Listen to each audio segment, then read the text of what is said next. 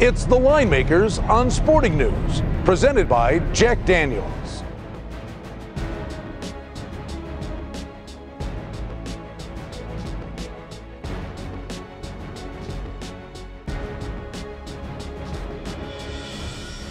AFC West foes go at it. Kansas City at Denver. Broncos monster favorite, 16 points. The impost for Peyton Manning and company. Total on the game is 42.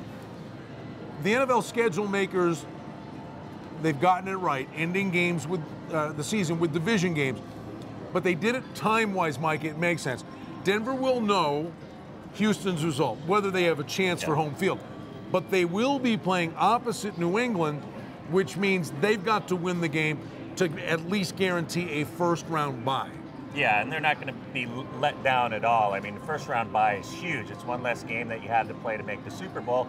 Playing in Denver, obviously, is a big advantage for the Denver Broncos here. So what we've seen with the Broncos when they're playing these inferior teams is we see them get out early. Manning does his thing. They get out to this huge lead, and then they try to slow down the game a little bit with the running game. And we've seen a couple teams this season come back on the Broncos at home.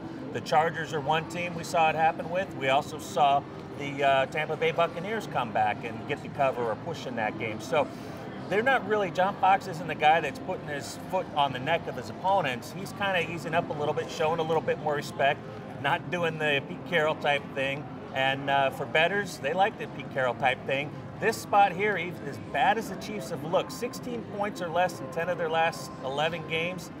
It's a tough spot for taking them in this spot just because of the Broncos and Manning doing so well lately. They score almost 30 points or more in every home game this season. But the Chiefs are 12-2 under in their last 14 division games. And that first game was really bizarre in Kansas City.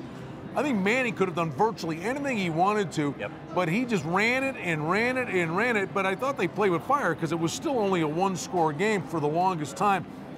And you never know. I mean, Jamal Charles can break a long run here and there. Crazier things have happened. Well, that's kind of why I have a tough time laying the points with Denver, and I definitely don't want to take them with the Chiefs, but I could see getting over the total of 42 just because of the Broncos being so efficient at home, scoring points. We talked about 30 points or more several times this season at home, but also the Chiefs. I mean, they rushed for 352 yards last week, and didn't win. That's the first time in NFL history that has happened. That's never happened before. So my thinking is between Charles, between Hillis, as bad as Brady Quinn has been, and he's been one of the worst. No touchdown passes, 8 interceptions on the season. I think the running game itself can get a few points on the board. Maybe not, 17-20, but maybe 10-13. And if you get 38 out of the Broncos, you got a good over total there. Peyton Manning, it's been a great year for the Broncos. Looking to lock up at least a first-round bye and maybe more when they host the Chiefs.